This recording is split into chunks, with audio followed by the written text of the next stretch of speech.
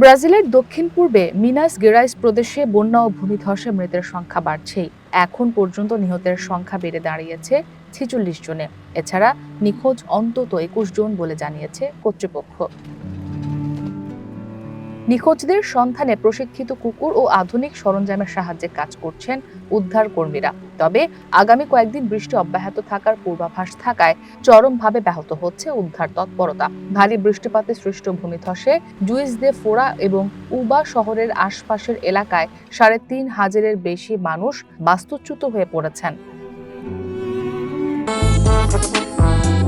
যদি চাও টেস্ট, স্বাদ টমেটো সসই বেস্ট। এখনো উচ্চ ঝুঁকিপূর্ণ এলাকায় অবস্থান করা বাসিন্দাদের সরকার নির্ধারিত আশ্রয় কেন্দ্রে যাবার অনুরোধ জানিয়েছেন জুইস ডি ফোরার মেয়র মার্গারিদা সালোমাও।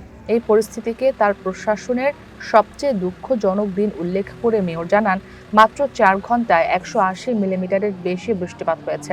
চলতি বছরের ফেব্রুয়ারি মাসটি এই অঞ্চলের ইতিহাসের সবচেয়ে আর্দ্র মাস হিসেবে রেকর্ড করা হয়েছে।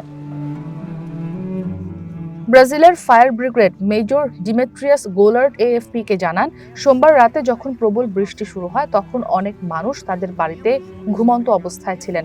টানা ভারী বর্ষণে নদীগুলোর পানি উপচে লোকালয়ে ঢুকে পড়ে। এতে পুরো এলাকা কাদা ও পলি মাটির নিচে তলিয়ে যায়।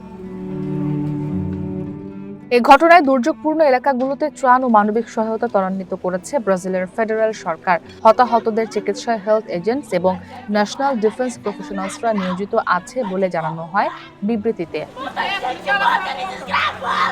এদিকে এক এক্স বার্তায় বন্যা ও ভূমিধসে নিহতদের পরিবার এবং বাস্তুচ্যুতদের প্রতি গভীর সমবেদনা জানিয়েছেন ব্রাজিলের প্রেসিডেন্ট লুলা ডি সিলভা।